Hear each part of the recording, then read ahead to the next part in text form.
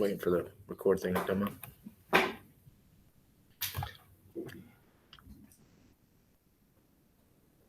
Oh, there we go. Okay. So, chapter 3, I'm gonna turn off a couple of lights here so those at home can see. So, chapter 3, we're heading back east. We're gonna go east here to India, China. Now, when out. No, he's him. Hi, Zaya. All right. Hopefully, this will still be recorded. Yeah, there. All right. So,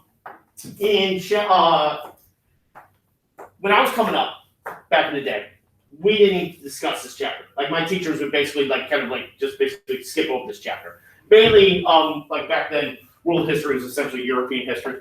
But I like to cover this chapter because the 21st century is often considered kind of China and India's century. All right, both are kind of large populations, right? The two largest populated countries in the world, all right, each with a population over 1 billion, and their economies are growing pretty fast.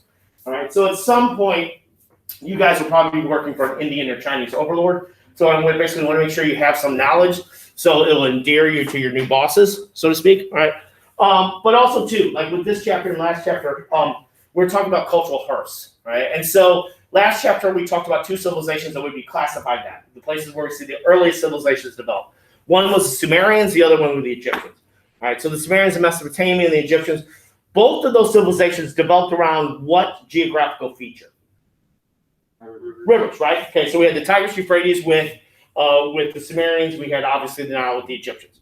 All right, same thing with this chapter. All right, so this we see like the other two, because like we have basically five, what we call five cultural hearts.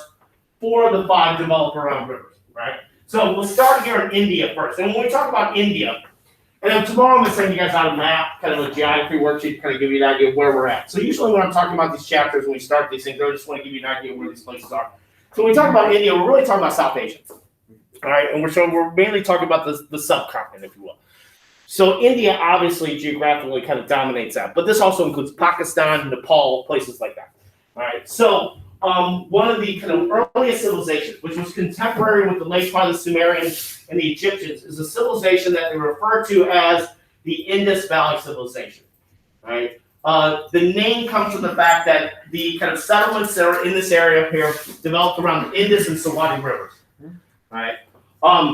Sometimes they're referred to as the Harappan civilization because one of the two main settlements, Harappa and Mohenjo-daro, of the cultural hearts, this place probably had the most amount of settlements, about 1,500 and up. Harappa and Mohenjo-daro populations are between 30 to 60,000. Right?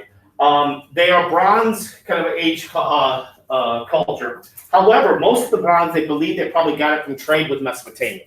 And there's items that have their origins in the Indus Valley, particularly what they call these pottery seals, which probably had their origins in the Indus Valley. Right, so they're contemporary with the late period Sumerians and kind of the Egyptians, and they even had some connections with the Sumerians or other cultures within Mesopotamia. Right, there's evidence of what we basically city planning. Both settlements, Harappa and Mohenjo-daro, while they're 100 miles apart, have some similarities, and they're basically kind of developed on a grid system, which is kind of like how modern cities are. Right, there's evidence of sewer systems, evidence of trash receptacles. Right, there is a language. There's evidence of a written language. However, there is no Rosetta Stone. All right, so we don't know the names of kind of leaders. We don't know the kind of social structure of the 5 kind of cultural hearts. This is the one civilization that they have not been able to decipher the language. All right, so excavations kind of started from this around the kind of like the 1800s, if you will.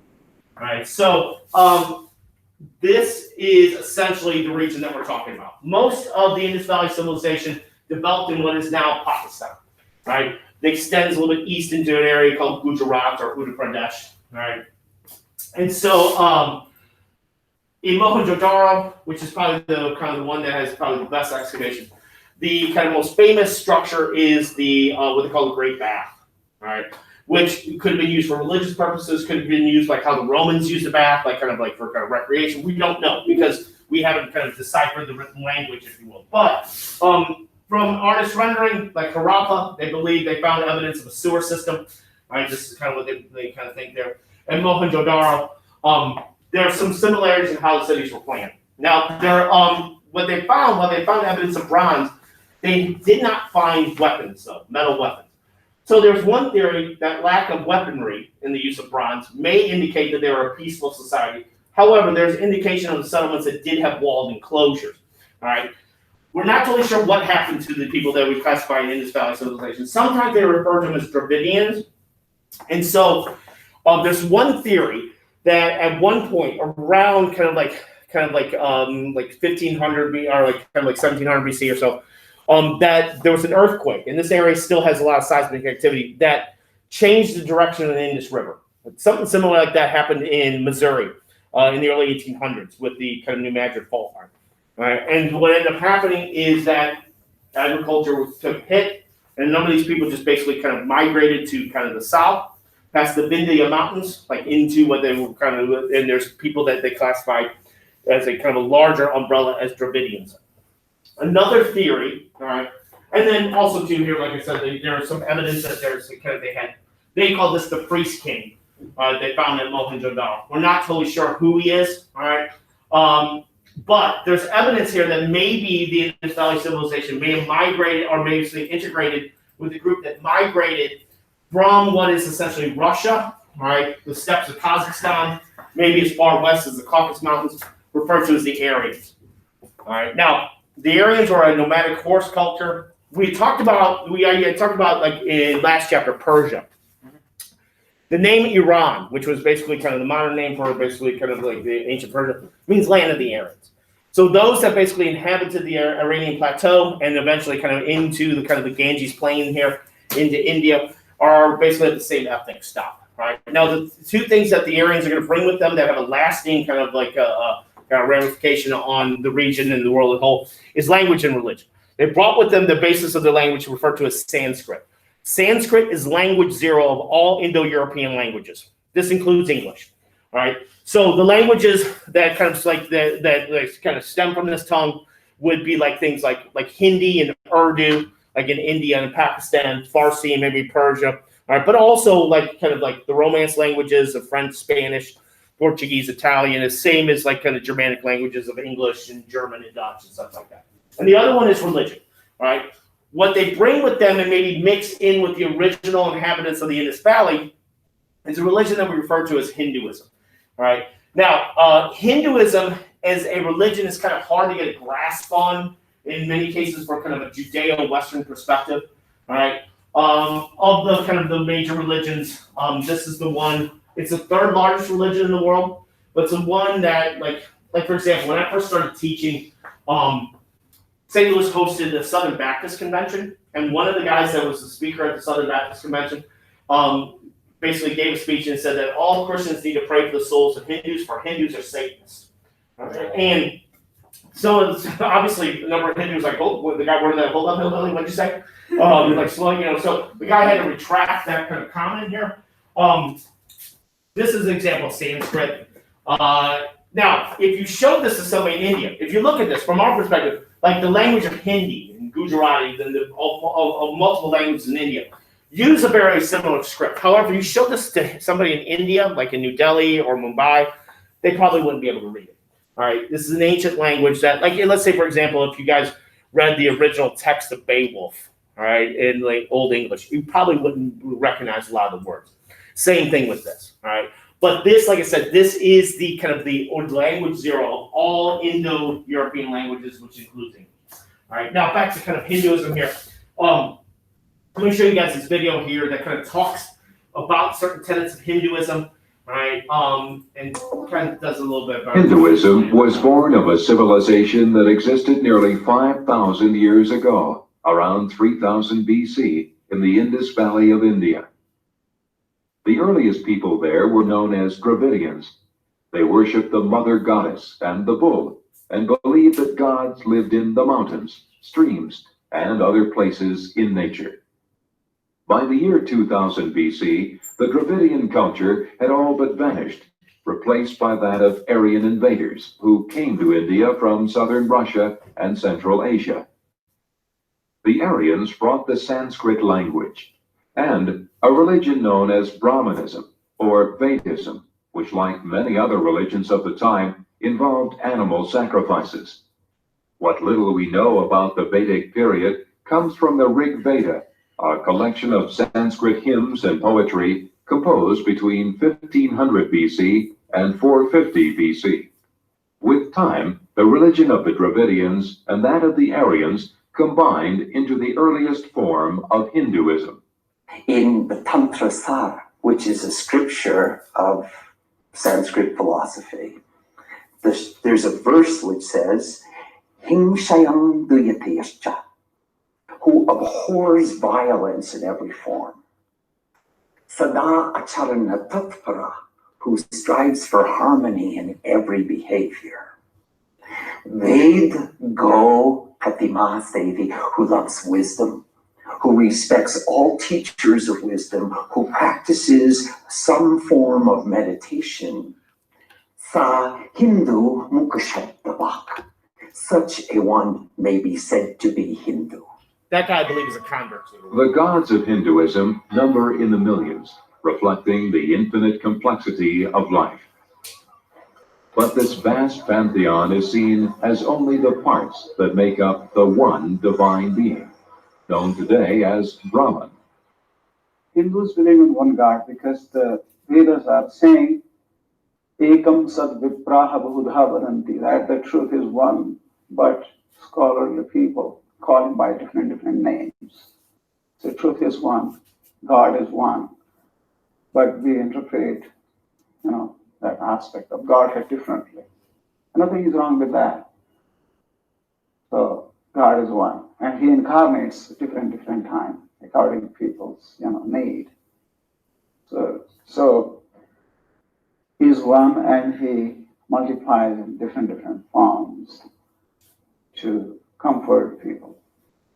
All of the other deities simply represent aspects of Brahman. Hindus believe that the deepest essence of the human soul, the true self, is identical with the immortal Brahman. Thus, everything in the infinite universe is embodied in an individual human life. The priests of Hinduism, also called Brahmins, achieved and maintained power by performing sacred rituals and sacrifices to please the deities. As the religion developed, new teachings arose. One of the most important of these was that of transmigration of the soul, the belief that all things must be born again and again.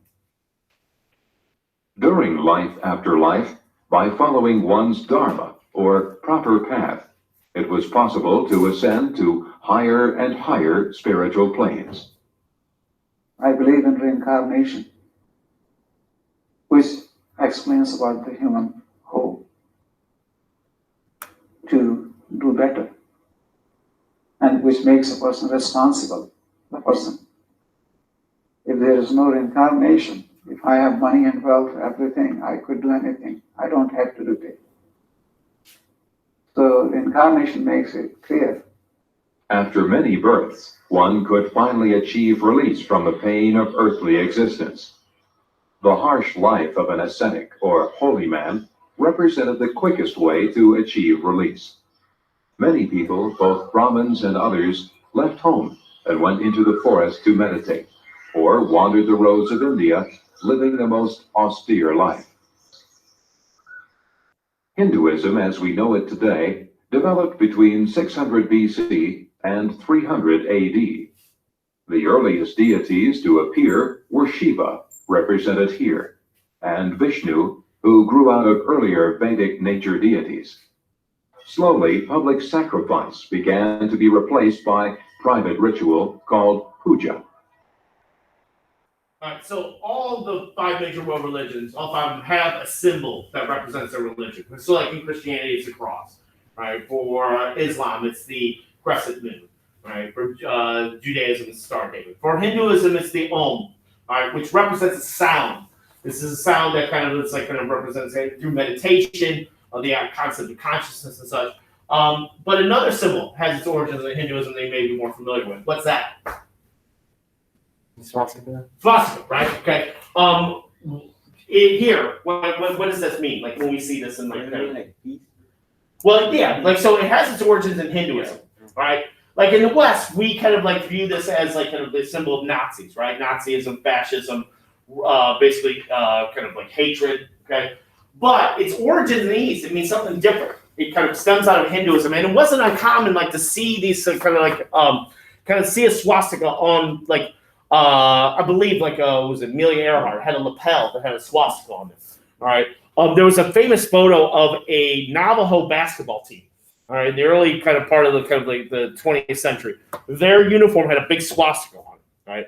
In India or even like China, it's not uncommon to see swastikas on like the entrances and the doorways or on tombstones. Like you said, like it means like good fortune or good luck and such. Now, how does a symbol like this that has a meaning of good fortune, good luck, basically kind of change over time? Right. That. The reason here is kind of tied in with the Nazis in the sense that remember the term Aryan, like we use that term like kind of like the origin of kind of like those like Hinduism within Aryanism. A lot of you guys took probably like AP U.S. history last year, probably with like Mr. Gordon or Mr. Ashby or like that. When in World War II, when you heard that term Aryanism and stuff like that, what were the Nazis indicating with that? They wanted to be European. White skin, blue Yeah, eyes. blonde hair, blue eyes, right? This sense of racial superiority that the Germans were because of their kind of Aryan ethnic style, which kind of traces back here, and the whole concept of Sanskrit being language zero of the Indo-European language. That basically the Germans were ethnically superior, right? What they were doing was separating themselves from those Germans who were Jewish, Semitic peoples, if you will, all right? So symbols have power, right? So like when we see this, like this symbol right here with the 4 dots, this is the symbol of the religion of Jainism, which is it's an offshoot of Hinduism, which is kind of known for being kind of extremely nonviolent. Like within Jainism, it's like basically it's against the religion to even kill a fly. All right. So like we see these kind of symbols and kind of we put weight to them, we put meaning to them based on like how we like kind of like our history associated with them. In the West, in Europe, this is a symbol of hatred. In the East, it means something totally different. Right. Now, like I said, like the video kind of touched upon certain things here. They often refer to Hinduism as the Vedic religion. That's tied into the fact that the sacred text and all these religions that are still around today, the one thing it has in common, the 5 major world religions, that they have in common is they have a sacred text that you can outline. These are the beliefs, these are the truths according to this religion. All right. In Christianity, you have the Bible. In Judaism, you have the Torah. In Islam, you have the Quran. In Hinduism, you have the Vedas. All right. Now, within the Vedas, there's actually 4 books. All right. The one that outlines the kind of basically kind of the various deities is called the Rig Veda, which is kind of like a Psalms kind of book. All right. So in that, Hinduism is often referred to as being polytheistic and monotheistic at the same time. I had a professor who basically said that Hinduism is if God is schizophrenic. Now that's a little bit. I went to school in the late 80s, early 90s. That's a little bit insensitive in that sense. But you heard that one guy, that guy who was a priest, all right, mentioned basically his God is one. All these deities, and the number of deities are in the millions, are all have some aspect of a kind of cosmic spirit referred to as Brahman. And they all are kind of like playing out some aspect of that. All right. So that's where when the guy was saying like kind of it's like monotheistic and polytheistic at the same time. All right. But from a Western perspective, it's kind of hard to get a grasp on. All right. Now, the 4 deities that I want you to at least be aware of, all right, are these 4. All right. Brahma, Shiva, Vishnu, and Shakti. Brahma, Shiva, and Vishnu are often referred to as the Trimurti. All right, the big 3. However, Shiva and Vishnu, they're the ones that are worshipped more on a daily basis. All these religions have different sects and denominations. Like when we talk about Islam, we'll talk about the difference between Sunnis and Shias. In Christianity, we talk about the difference between Catholics and Protestants. And within Protestantism, we have Methodists and Baptists and so on and so forth. All right. Within Hinduism, the school or the sect is usually based on which deity you elevate. All right. And it's the 2 larger ones are between Shiva and Vishnu. Now, Brahma as a creator is not only the creator essentially from kind of like the world and the universe, but he's self-created. There's one story in which he was born from a golden egg. A lot of these deities have kind of interesting births, if you will. Another story, he's actually born from the navel of I believe, Vishnu, all right, if I'm not mistaken. Now, Brahma is usually associated with 4 heads, all right? Those 4 heads represent the cardinal directions, north, south, east, and west, but also the 4 books of the Vedas, all right? Shiva is the destroyer, all right, the one who is kind of the destroyer of worlds, but as a result, those worlds will basically, the world would be recreated. and Vishnu is the preserver. All right. Shakti is usually the one that's portrayed as all female entities have some aspect of Shakti to them. All right. So in imagery here, these are like with Brahma. Like I said, Brahma is usually associated with 4 heads. He's riding on a swan. All right. And then he's holding up in his hand there. It's riding. That's supposed to represent the Vedas. This is Brahma on a temple wall here. They didn't add the 4th head to that, but it's usually used with 4 heads. And then right next to him are Shiva and Vishnu. Shiva is, This is the person with 8 arms. Well, so these multiple arms represent the multiple kind of identities of each of these gods. So, like for example, this is Shiva. All right, Shiva is usually portrayed as like having one arm holding a trident, which represents kind of like defense and weaponry and that. Another arm, he kind of holds a drum, it's almost like kind of an hourglass drum. His hair is usually matted. That matted hair represents the Ganges River, which is the most important, the holiest river in Hinduism. And then he's usually seen sitting cross-legged because he is the one who is the creator of yoga. All right. And so also you'll find statues of him dedicated. There's a mountain that's in China, Mount Kalisa, which is basically his origins, if you will. All right. So these multiple arms represent the multiple kind of like identities that they themselves have to a certain extent. Vishnu is usually portrayed. Oh, and this is Shiva's most famous artistic incarnation is Naharaja, the cosmic dancer. This is him dancing on a dwarf, which is supposed to represent ignorance. And then this is basically represents the universe. Like I said, that's probably the most famous kind of image that we have of Shiva. Vishnu is usually portrayed as having blue or dark skin. It's usually associated with the sky. He's also associated with the lotus flower, which is kind of the story of his birth, the Padma. He has probably the most famous kind of like multiple kind of like incarnations. Depending on who you read, whether they include the Buddha in there, there's 9 or 10 reincarnations of Vishnu. Some of them, they all have their own unique names. Some of them are a mix of animal and human. Like the first one, I think Matsaya is essentially a mix of a human and a fish. 2 of them are in human form. Rama, who is either the 8th or 9th incarnation, was a prince whose story is told in an epic poem called the Ramayana. And then the 9th or 10th one, the 10th one, Kalki hasn't appeared yet. When he appears, that's the end of the world. That's basically the kind of the end of days kind of scenario, if you will.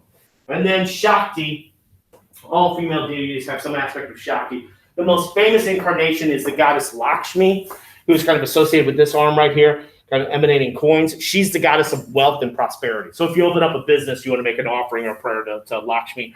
There's a festival usually around December called Diwali, which is essentially the festival of lights that's associated with the goddess Lakshmi. And Lakshmi is, I believe, also associated, I think she's the wife of, I want to say Vishnu, if I'm not mistaken. All right. So there's all these kind of, like I said, it's kind of complicated to get a grasp on from a Judeo-Western perspective because within these deities, they have other deities that kind of represent their certain kind of like attributes or traits, right?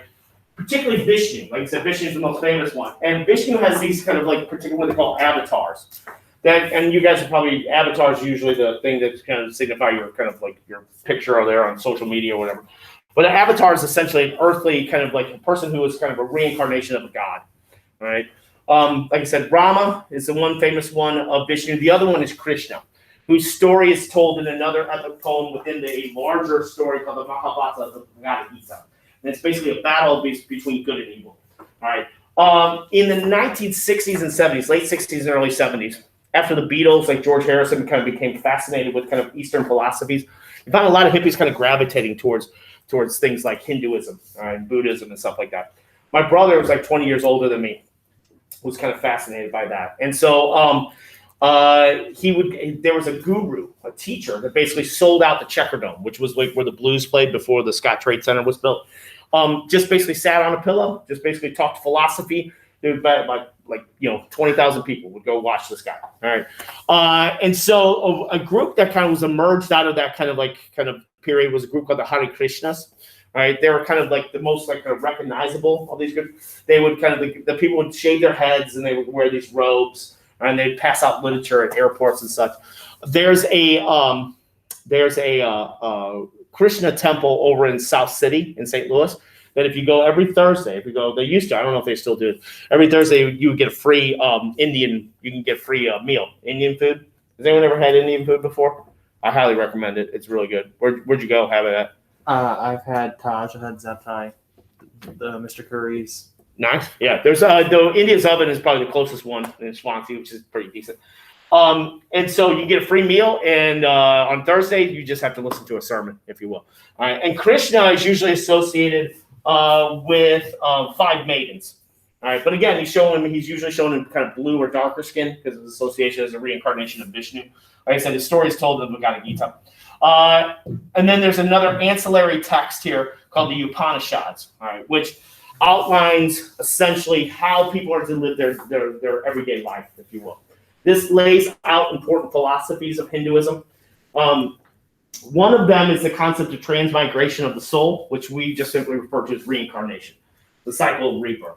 So Hindus believe that when you die, if you have not perfected life, if you will, that you will eventually be reborn into something, right? Now, what you're being reborn into depends upon how you act, and we'll talk about this in a little bit. But ultimately, you want to end that cycle of kind of transmigration, all right? And so you want to reach what Hindus refer to as moksha, all right, which is basically the perfect state of being. It's not quite heaven. It's essentially you'll know it when you get there, all right? And so that's where you want to be. You want to kind of reach this point here where you basically you're not reincarnated. All right. Now, there's some schools of Hinduism believe that you can achieve moksha without even dying, that you can kind of achieve this perfect state of being, but it's generally believed through in the Upanishads that this was something what you want to do to ultimately, when you die, you want to basically end this cycle of reincarnation. Now, what determines what you're going to be reincarnated, whether a dung beetle or somebody with a lot of wealth or whatever, is based on these concepts of karma and dharma. All right. And you could be like, you don't have to be Hindu to necessarily believe this. All right. Karma is the idea that what you do in the here and now will determine whether you're going to be reincarnated or whether you reach moksha. Right. And within that lies that idea of what you're supposed to do, your dharma, your moral duty. All right. This is maybe similar, maybe when we talk about Egypt, the concept of mat, if you will. Now, like I said, Hinduism is more of a Western term. All right.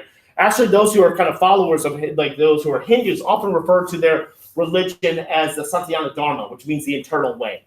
All right. And so you guys are probably too young. There was a show that used to be on called My Name is Earl. It's all about karma, right? And so the main character like wins the lottery, and then after that he gets hit by a car, and then he realizes that all the bad stuff he did he tries to recreate. So in another law of karma is the idea like good deeds will be rewarded, bad deeds will be punished. That essentially the universe will correct itself. So like for example here, like just like hypothetically, let's say just out of like I'm just a jerk. And for my amusement, I like to punch people. So let's say here with Ethan, like this is all hypothetical. Don't take this as this isn't really happening. But let's say I go and I punch Ethan here and it's like just start laughing hysterically. Now in reality, Ethan probably would have my job, right? He'd go home, his parents would not stand for that. But let's say just hypothetically, Ethan's like, I don't want Mr. Randall to lose his job. Maybe this is just a quirk that he has. All right. But I give him a black eye. Now, that's kind of, I'm a jerk, right? In the laws of karma here in Dharma, I'm going to get repaid, let's say a week later. I go out in the hall. I just like stand out in the hall and I turn around and right at the happens, Shusky runs out of his room and basically kicks me right in the groin. All right. The law, I'm basically getting paid back for what I did to Ethan here. All right. I'm a believer in karma. Basically what you put out, you get back to a certain extent. All right. And that's kind of tied in here. But here within the Upanishads, the idea of like, you would find people that would be ascetics. These were people that were essentially, as they would try to achieve moksha, they would just basically get rid of all personal kind of possessions and such to try to kind of achieve that goal. All right. So this is something that is like inherent in the Upanishads. Another kind of important ancillary text that is important still to this day within Hinduism and India in particular is something called the Laws of Manu. All right, which basically outlines the social structure that is kind of like the backbone of basically like Hindu society. Now, we talk about all these civilizations. We talk about all their kind of various social structures. Basically, the types of jobs that you do determines your position. All right, not a lot of like social mobility here. With India's no exception, but it's tied in a little bit more with religion. All right, and so according to the laws of Manu, everybody kind of had their position in life was based on how their kind of like relationship to the god to Brahma. So at the highest end, with the Brahmin, not to be confused, right? They were the head or the mouth of Brahma. They were the ones who basically recite the Vedas and were well versed in the kind of the kind of Upanishads and stuff like that. All right, but they weren't always the richest. Okay, initially, right? They were the ones. A lot of them was ascetics. Below them were the kshatriyas, the rajas, the kings, the rulers. They represented the arms of Brahma. They were the ones who would fight, essentially, and basically kind of maintain order and such. Right? These were the two highest castes. Now, the kind of larger castes by numbers were usually the third and fourth one, the Vaishyas and the Shudras. The Vaishyas were the thighs of Brahma. Right? They were the ones who kind of would hold society up. They were the landowners, the merchants, the artisans. Right? Like, for example, I don't know if anybody knows anybody who's of Indian descent with the last name Patel. Patel's a pretty, like you would think, Patel is like Smith, kind of, in India. In reality, Patel is the subcaste of Vaishyas. That's somebody who is a shopkeeper. Right? So when people come over from India and they come to the States, they usually take that name Patel if they're kind of like within that caste. So it doesn't confuse Americans because their names are usually kind of unpronounceable to a lot of people, I guess. All right. And then the Shudras, they were the feet of Brahma. They were the ones who did the menial labor. Now, within the Shudras, eventually a subcaste or its own separate caste emerges called the Dalit or the Harajans. They're probably the most famous of this group because they're the ones who do the jobs that nobody really wants, particularly when it comes to dealing with the dead, with cremation of dead bodies and such. And that's an important ritual in Hinduism, all right? And also dealing with sanitation. They're often referred to as the untouchables, all right? And so on Tuesday, I'm going to show you this video from 60 Minutes. I don't know if you guys are familiar with 60 Minutes is. If you ever go to your grandparents' house, it's usually on, they're watching it with a bowl of hard candy and stuff like that. This is from the early 2000s, but it's basically talking about how while caste is you can't discriminate based on caste in India, people know what their caste is, right? Basically, and usually people are born into this caste, they basically remain that. And this continues on forever, all right? So we'll watch a video that will talk about that, all right? Hey, Isaiah, did you get this? Are you there? Yes, sir. Okay. How was that? Could you see and everything? Yes, sir. Okay, great. All right. I'm going to stop the recording. And you got the notes? Mhm. Awesome. All right. So you can check in if you want every day when we do this. Okay. Sounds good? Yes, sir. All right. Have a good one.